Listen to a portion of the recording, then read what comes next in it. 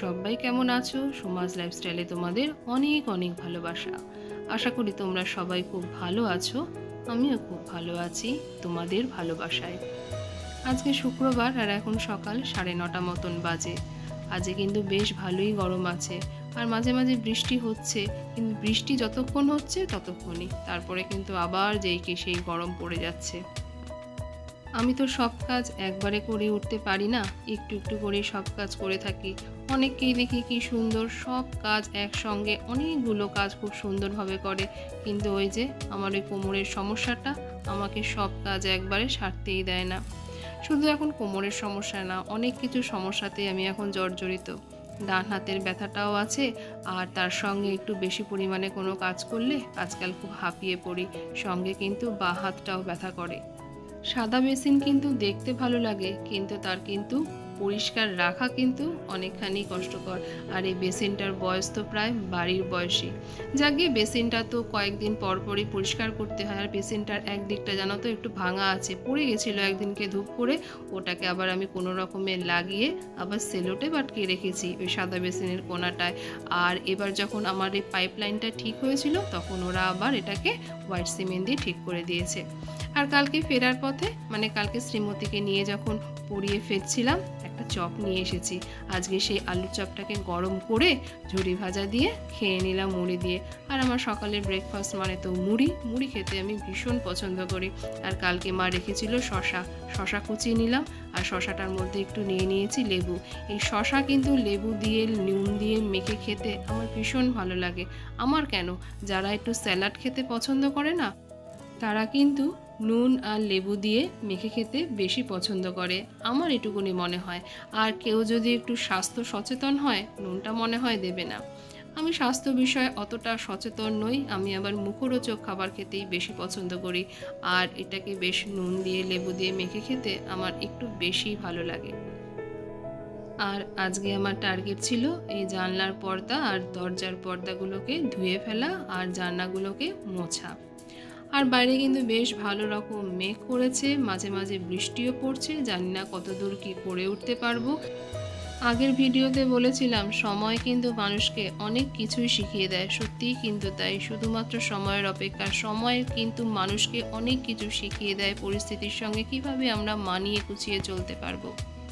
একটা একটা করে দিন যায়, আর সময় কিন্তু একটু একটু করে হলেও পরিবর্তিত হয়। আর এই সময় পরিবর্তন হওয়ার সাথে সাথেই কিন্তু মানুষের মধ্যেও একটু হলেও কিন্তু পরিবর্তন চলে আসে। মানুষ কিন্তু তখন বুঝতে শেখে বা বুঝতে পারে কিভাবে তাকে এখন এই সময়ের সঙ্গে চলতে হবে। আমরা আমাদের প্রিয় দাদাভাইকে হারিয়েছি ঠিকই, কিন্তু আমরা আমাদের দাদাভাইকে কিন্তু বাঁচিয়ে রাখবো চিরকাল আমাদের মনের মধ্যে। আর এটার জন্য কিন্তু আমাদেরকে একটিই কাজ করতে হবে, সেটি হলো নিতুকে একটু হলেও সাপোর্ট করা বা হেল্প করা। এই মুহূর্তে আমার ভিডিওটি জানি না কোনো নতুন বন্ধু দেখছো কি না, তাদের কাছে একান্ত অনুরোধ করব, নিতুর কাহিনী বলে একটি চ্যানেল আছে, প্লিজ তোমরা ওর ভিডিওগুলো একটু দেখো, তাহলেই বুঝতে পারবে কেন আমরা এ কথা বলছি। শুধু আমি না, অনেক ভালোবাসার মানুষই কিন্তু তাদের ভিডিওতে একটু হলেও নিতুর কথাটা বলছে, এবং কি কারণে বলছে সেটার জন্যই বলা। একবার হলেও ওর ভিডিওগুলো একটু দেখে এসো, তাহলেই বুঝতে পারবে। আমরা বেশ কিছু মানুষ যারা ভালোবাসি নিতুকে, তারা তো অবশ্যই ওর পাশে আছি এবং থাকব যতক্ষণ আমাদের এবং যতটা আমাদের সামর্থ্য আছে, অবশ্যই আমরা ওর সঙ্গে আছি এবং থাকব। এবং যারা হয়তো জানো না কী কারণে বলছি, শুধুমাত্র তাদের উদ্দেশ্যে এই কথাটা বলা, একটুখানি সাহায্য করো বা একটু সাপোর্ট করো, ওর ভিডিওগুলো দেখে দিও, তাহলেই হবে। ওর চ্যানেলটাকে না বসে যেতে দিও না। এই মুহূর্তে ও হয়তো সেরকমভাবে কোনো ভিডিও দিতে পারছে না, এবং কী কারণে ভিডিও দিতে পারছে না, ওর লাস্ট কিছু ভিডিও দেখলেই সেটা তোমরা বুঝতে পারবে। এবং আমাদের কিন্তু উচিত নিতুকে হারিয়ে যেতে না দেওয়া। নিতুর চ্যানেলের মাধ্যমেই কিন্তু আমরা দাদাভাইকে আমাদের মধ্যে ধরে রাখতে পারবো। অনেক ভালোবাসার বন্ধুরা ওর পাশে এসে দাঁড়িয়েছে, তাদের জন্য রইল অসংখ্য অসংখ্য ভালোবাসা।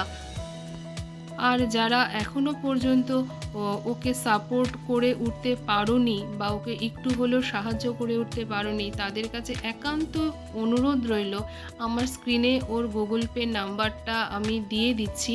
আর তোমরা যে যতটুকুনি সামর্থ্য অনুযায়ী তোমরা ওকে একটু হলেও সাহায্য করো।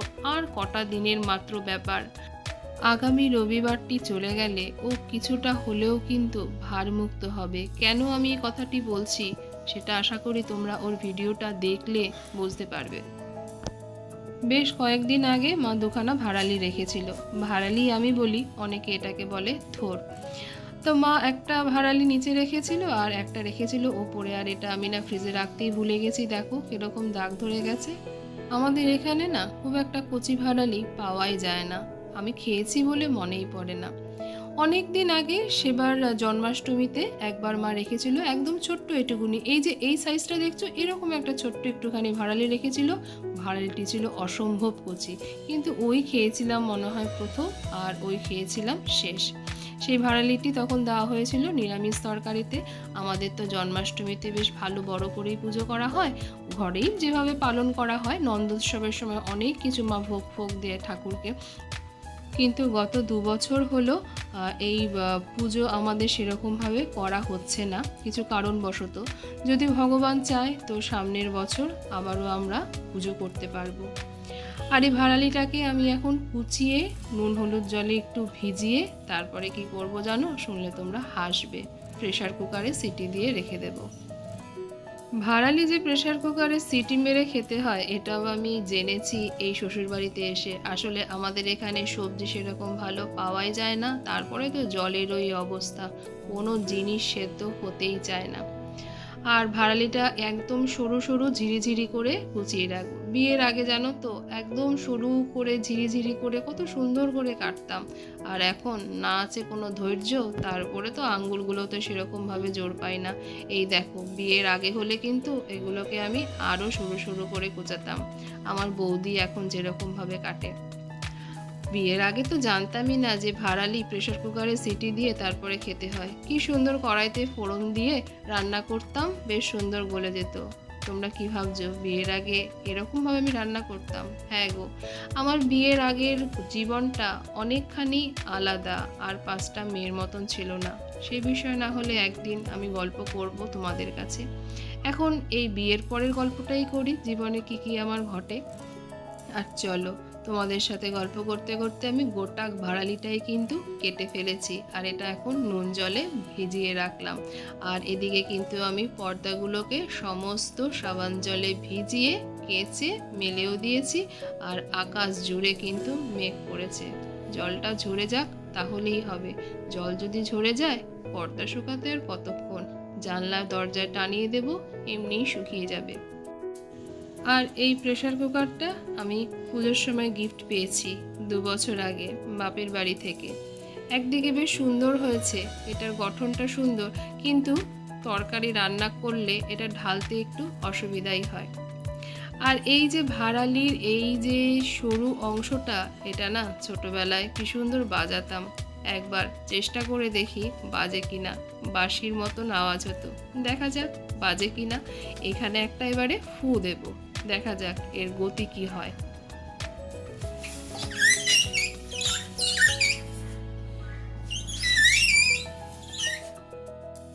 চলো, বাঁশি বাজানো হয়ে গেছে, ভুলিনি। আসলে কিছুই না, ওই অংশটা একদম পাতলা হয় তো, ওই জায়গাটা একটু ফু দিলেই ওরকম আওয়াজ হয়। এগুলো তো আমরা ছোটবেলায় কি সুন্দর করতাম। আর এখনকার ছেলেমেয়েরা এই সমস্ত কথা ভাবতেই পারে না, ওরা চেনেই না ভাড়ালি কি বা থোর কি। ওরা বলছে কি, আমার ঘরেও তো আমার শ্রীমতী, ও চিনবেই না, বাঁশি বাজানো তো দূরের কথা। যদিও ওর সামনে আমি কাটিনি, আমার শ্রীমতী ছিল না, আমার শ্রীমতী তো স্কুলে গেছে। ওর সামনে যদি বাজাতাম ও হয়তো ট্রাই করতো। আমরা সবসময় আমাদের ছেলে মেয়েদেরকে দোষ দিই, কিন্তু আমরা কিন্তু আমাদের দোষটা কখনোই দেখি না। তো যাক গিয়ে ওদিকে ভাড়ালিটা তো বসে এসেছি সিটিতে, ও দেখি ও তো ওর মনে সিটি তো এবার পড়তে থাকবে, আর এই ফাঁকে আমি এই দিকের জানলাটাকে মুছে ফেলি। এই জানলাটা একদমই না ইউজ করা হয় না। আসলে এই যে পাশের বাড়ির এই যে আম গাছটা দেখছো না, এটা কিন্তু আমার জানলার একদম কাছে। আর এখানে না গত বছর যে পোকা হয়েছিল, পোকাতে তো সারা ঘর আমার ভরে গেছিলো। সেই যে জানলাটা বন্ধ করে রেখেছিলাম, আর জানলাটা আমার খোলাই হয়নি, দেখেছো? এই ওই আম গাছের ডালটা দেখো জানলার একদম ধার ঘেঁষে, যার জন্য না আমি এটা দিয়েই রাখি। আর এটা দিয়ে রাখার ফলে এমন অবস্থা হয়েছে, আর এইদিকে তো চেস্ট ড্রয়ারগুলো রাখি, আর চেস্ট ড্রয়ারগুলো সরিয়ে হয়তো জায়গাটা ঝাড় দেওয়া হয়, মোছা হয়, কিন্তু এই জানলাটা বা গ্রিলটা একদম ধুলোয় ভরেছিল। আর পরিষ্কার পরিচ্ছন্নতা এখন করতেই হবে, পুজো চলে এসেছে। পুজো চলে আসলে সবারই কিন্তু এই ঘর ঝাড় দেওয়া বা ঘর পরিষ্কার করার প্রবণতাটা কিন্তু চলে আসে। সারা বছর ঘর ঝাড়ুক বা না ঝাড়ুক, আমার মধ্যে তো অ্যাটলিস্ট চলে আসেই। সারা বছর সেভাবে আমি ঘর দুয়ার হয়তো পরিষ্কার পরিচ্ছন্ন করতে পারি না, পুজোর সময় যতটুকুনি পারি, শরীরের ক্ষমতায় যতটুকু দেয়, এটুকু আমি প্রত্যেক বছরই কিন্তু করে থাকি। তো এগুলোকে আমি একটু পরিষ্কার করি। আর এদিকে তো বললামই পর্দাগুলো তো মেলেও এসেছি, বাইরে কিন্তু অসম্ভব মেঘ করেছে, ঘেমে তো আমার হাল তো দেখে বুঝতেই পারছো, অবস্থা একদমই খারাপ, মনে হচ্ছে যেন আমি স্নান করে আছি, কিন্তু কিছু করার নেই, এই কাজগুলো তো না সেরে স্নানেও যাওয়া যাবে না।